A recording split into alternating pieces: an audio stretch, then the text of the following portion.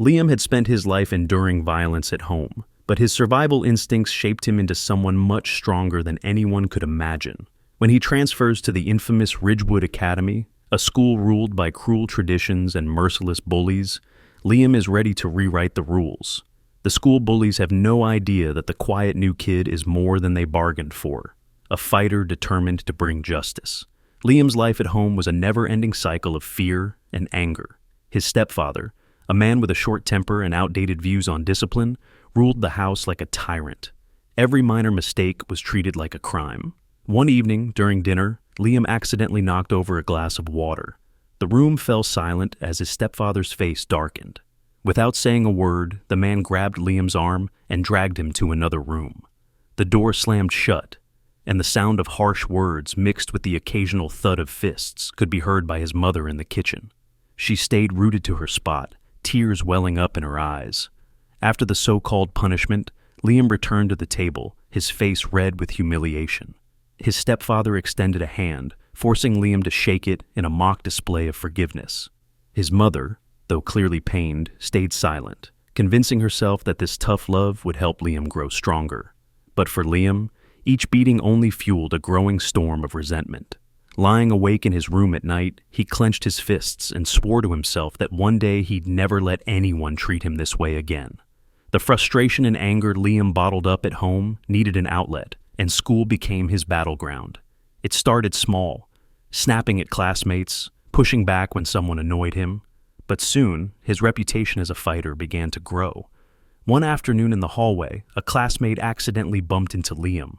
"Watch where you're going," Liam snapped. The boy tried to apologize, but Liam's anger had already flared. He grabbed the boy by the collar and slammed him into the lockers, fists flying before anyone could react. Blood dripped from the boy's nose as he crumpled to the ground. The other students backed away, too scared of Liam's temper to step in. When the teachers arrived and dragged Liam to the principal's office, he sat there, unrepentant. The principal, a man who had given Liam too many second chances, handed him an expulsion form. "We can't allow this kind of behavior anymore," he said, his voice stern but weary. "You're expelled."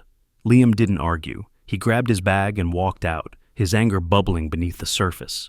At home, Liam's mother was heartbroken.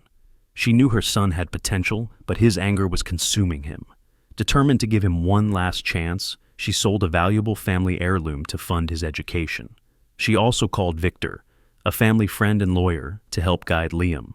Victor, a tall man with a calm demeanor, met Liam and handed him a business card. "If you ever need help, don't hesitate to call," he said. Liam stared at the card, unsure of what to say. Then his mother dropped the bombshell. She had enrolled him in Ridgewood Academy, an elite all-boys boarding school. "This is your last chance, Liam," she said, her voice firm but hopeful. "You're running out of options. Don't mess this up." Liam promised her he wouldn't. Packing his bags that night, he felt a mixture of fear and determination. "This is my shot at a fresh start," he thought to himself. "I won't blow it." Ridgewood Academy was unlike anything Liam had ever seen. The towering brick buildings, manicured lawns, and sharp-dressed students made him feel out of place. The rules were strict, and the expectations were high. Liam was assigned a dorm room with Ethan, a top student with an easygoing personality. Ethan was curious about Liam, but didn't press him too hard. "If you need help navigating Ridgewood, just let me know," Ethan said with a grin. At dinner, Liam sat next to Noah, a senior who leaned in and whispered, "Here's the thing about Ridgewood. Your family name matters more than your grades. Mason and Carter, those guys over there, run the school." Liam looked across the table at Mason and Carter, who sat laughing loudly, their confidence radiating like an aura. They were the sons of wealthy, influential families, and they acted as though the school belonged to them. It didn't take long for Liam to witness the power dynamic at Ridgewood. Mason and Carter targeted students they deemed beneath them, mocking their backgrounds or demanding they perform humiliating tasks. One evening at dinner, they singled out a boy sitting near Liam. "Hey you, peasant boy," Mason sneered. "Why don't you get up and fetch me some water?" The boy hesitated but obeyed, his face burning with embarrassment.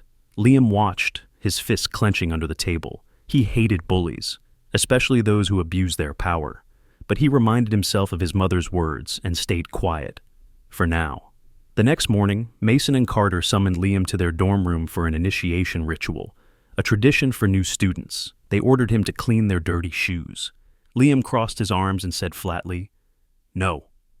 The refusal enraged Mason, who decided to punish Liam by targeting Noah instead. Later that day, Mason and Carter cornered Noah in the hallway and beat him, leaving him bruised and battered. That night, Ethan tried to warn Liam. "You're playing with fire," he said. "They'll make your life miserable if you keep defying them." "I've faced worse," Liam replied. "I'm not afraid of them." Liam's defiance didn't go unnoticed. Mason and Carter, furious at being challenged, began planning their revenge. Meanwhile, Liam and Ethan brainstormed ways to stand up to the bullies without resorting to violence. The opportunity came when Carter deliberately bumped into Liam in the hallway. "Apologize," Carter demanded. "No," Liam replied calmly. Carter's face turned red. "You'll regret that," he growled, challenging Liam to a fight that night. That evening, Ethan warned Liam that Mason and Carter never fought fair. "They'll bring backup," Ethan said. "It won't be a fair fight." Liam considered his options. As much as he wanted to fight back, he remembered his promise to his mother. Reluctantly, he decided not to show up. The next day, Mason humiliated Liam in front of the entire school during a mock trial. "For disobedience," Mason announced smugly, "you'll dig trenches around the school for a month." Liam endured the punishment in silence, his resolve growing stronger with each passing day. Mason and Carter turned their attention to Ethan, hoping to break Liam's spirit by targeting his friend. They lured Ethan into a fight and beat him mercilessly. When Liam found Ethan, he was lying on the ground, barely conscious. Liam carried him back to their room and tended to his injuries. The next morning, Ethan was gone. He left a letter behind, urging Liam to keep fighting and stand up to Mason and Carter. Liam read the letter with tears in his eyes. "It's time to end this," he said to himself. Liam stormed into the dining hall and challenged Mason and Carter. "Let's settle this once and for all," he said. In the arena, Liam faced them alone. Despite their size and numbers, he fought with precision and strength, knocking both bullies to the ground. The crowd erupted in cheers as Mason and Carter, humiliated, limped away. For the first time, Ridgewood Academy's social order began to crumble. Liam had become a symbol of defiance and justice. Liam had found a small bit of comfort in his friendship with Maria, a kind cafeteria worker, who always offered him encouraging words. She would often slip him extra food when no one was looking or sit with him for a few minutes during her break. Their connection was quiet but meaningful. One day, Mason and his cronies discovered a letter Maria had written to Liam, thanking him for his kindness and wishing him well. Mason immediately took the letter to the principal, claiming it was evidence of an inappropriate relationship. The principal summoned Liam to his office and, without giving him a chance to explain, handed down the harshest punishment: expulsion. "This kind of behavior will not be tolerated at Ridgewood," the principal declared. Liam accepted the expulsion quietly, but pleaded for Maria's letter to be returned. The principal refused, locking it away in his desk drawer as evidence. Liam walked out of the office with his head high, determined that this was far from over. With nothing left to lose, Liam tracked Mason down later that evening. Mason was walking alone in the wooded area near the school, completely unaware that Liam was following him. When Liam stepped out from the shadows, Mason froze, his confidence replaced by fear. Liam picked up a thick stick and pointed it at Mason. "You've caused enough harm," Liam said, his voice steady. "It's time you learn what it feels like to be powerless." Mason dropped to his knees, his bravado shattered. He begged for mercy, offering Liam money and even promising to leave him alone if he spared him. Liam stared down at the trembling bully and finally lowered the stick. "I'm not like you," he said firmly. "I don't need to hurt people to feel powerful." He turned and walked away, leaving Mason sobbing in the dirt. Liam wasn't finished. He contacted Victor, the lawyer his mother had introduced him to, and explained everything. Victor wasted no time. Together they confronted the principal, armed with evidence of the school's toxic culture of bullying, favoritism, and corruption.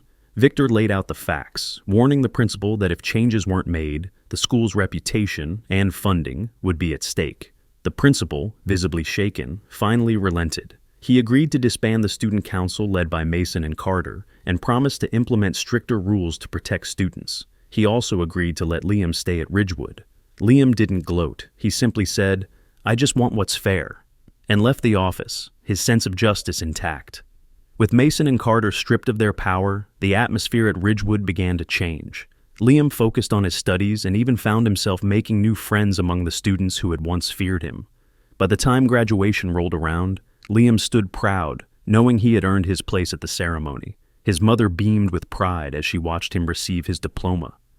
"You did it," she whispered, as she hugged him tightly after the ceremony. His stepfather, however, was less enthusiastic.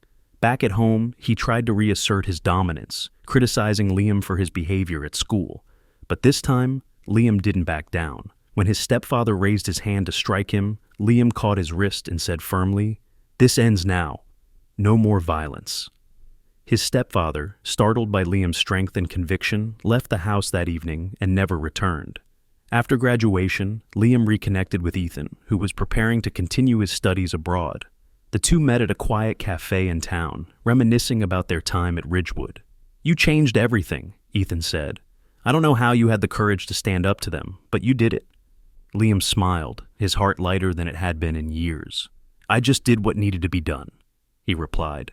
As they parted ways, Ethan promised to stay in touch, and Liam felt a deep sense of closure.